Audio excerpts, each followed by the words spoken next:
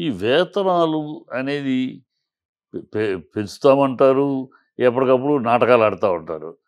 పెంచటము ఇప్పుడు అది చేసేది కరెక్ట్‌గా ఒక సిస్టమాటిక్‌గా ఇదిగో ఇది ఒక మాట అంటే వేతనాలనేది కొన్ని వందల మంది వేల లక్షల మంది జీవితాలకు సంబంధించింది.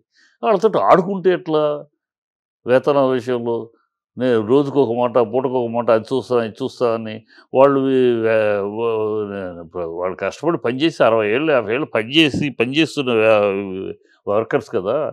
వాళ్ళు వ సవ్యంగా ఉంటే కదా! వాళ్ళు నీతిగా పనిచేస్తారు.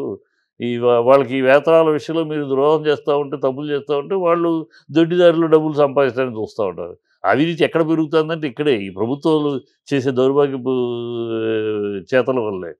ఎక్కడ ఏ విషయంలో జా స సవ్యంగా ఉండాలి.